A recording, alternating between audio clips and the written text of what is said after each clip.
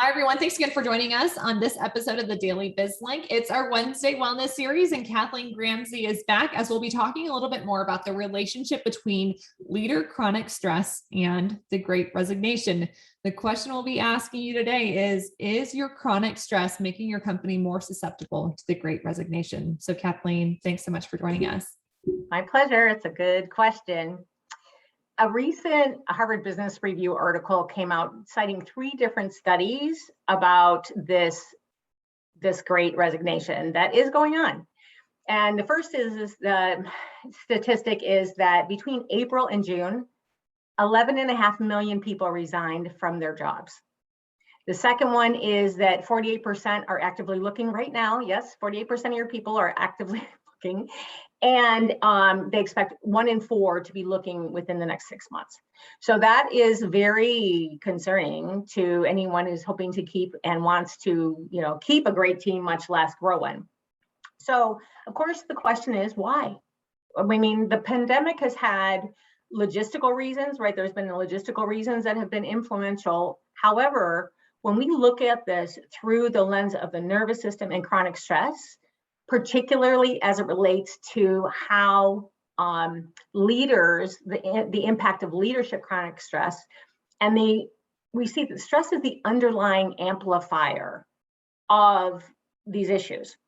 So regardless of whatever lofty statements you have on the wall, really who leaders are being is setting the tone of an organization's culture. And any incongruence between what is being said and done is seen and heard, right, and felt by everyone. So neurologically, congruence builds trust.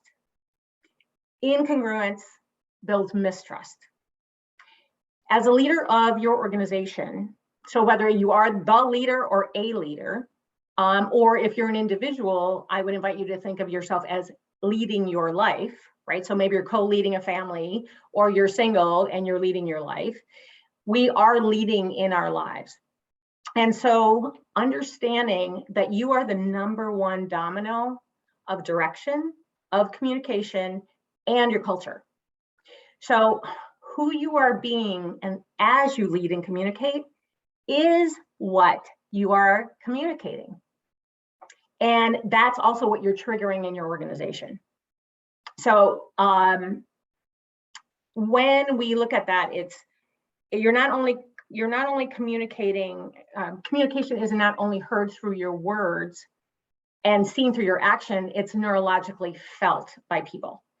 So if we think about, everyone think about someone you know. So it could be work or business or home, but you walk into someone's space. They don't have to look at you or say one word for you to get very clearly the vibe that they're throwing out. And odds are it's not the good one, right? So you're guarding yourself immediately. So as leaders, we have to be aware that that's what we're doing. And so that people are then, it starts that domino effect. So in previous episodes, we've talked about when we're triggered into fight, flight, or freeze, that there are specific negative patterns of how we think, what our emotions are, how we behave, and physical, like chronic stress that shows up in our body or other physical conditions. It's all wired together. You can't separate it. So chronic stress exhibits in these ways. In thought-wise, it could be critical thinking or skeptical thinking. It could be rash decision or indecision. Emotionally, can show up as anger and frustration for fight, worry and anxiety, as we've talked about before, for flight, apathy, hopelessness, or depression for freeze. And then behaviorally, it shows up as aggression and hostility for fight. That makes sense, right? Avoidance for flight, and disengagement for freeze. So when we think about that, and then the ability, what we want to be, the ability to think strategically or creatively, it's suppressed. Empathy, compassion, patience, appreciation do not happen in that side of them. They're over here in the restorative side. So they're not accessible. You can't access, they're literally not accessible. So it's important to understand those differences. Absolutely. Well, and I can just speak from my personal experience in working with my team. I know, this has been a challenging, 12, 24 months for so many people, including myself. But I think just by showing up authentically and providing that safe space for people to continue to communicate and talk about what's going on, I do think it's helped to build some trust. And I think it's helped to bring, my personal team a little bit closer together.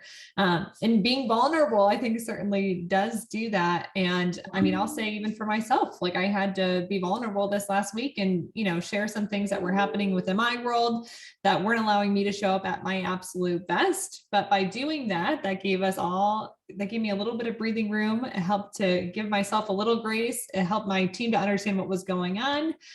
So I do think, this is certainly something that's so important to so many organizations, especially if they are trying to retain some of their best employees. Yeah, I'm curious about one question about that. So when you shared that with them, what was their reaction back to you? What did you receive back in just being honest and saying, look, I need some grace this week? A boatload of support, which, it's just wonderful to see that it goes both ways, because of course we've all continued to support one another through all these challenging times. So, and I think that's what helps to reassure everybody on our team that, we're working towards the same mission, the same goals, that we do truly care about one another. So it's a really powerful thing from an organizational standpoint, and it helps with, transforming and building that culture of the company. So, Kathleen, I'm curious, for those leaders that are listening to this conversation, what would you challenge them to do this week? Well, I would say if you want greater success, a happier team, a better culture, and to not be a victim of the Great Resignation, ask yourself these questions. Number one, ask yourself, what is my normal survival mode? Because we all have a go-to one. And then what emotions and behaviors typically show up when I'm under duress? The second is, what domino effect does that start in my direct reports? Does it start in my family members? And then the best way to get that answer is you summarize your own and then get your real answer, the honest one, from someone else, right? Who's actually experiences who you're being when you're being it and you're not aware of it.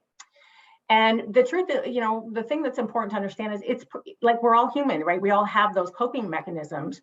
So it's likely to be showing up as a theme in your life, right? This won't be the first time you've heard this from this person, because it's likely been in your previous evaluations or in your relationship saying, hey, could you really work on that?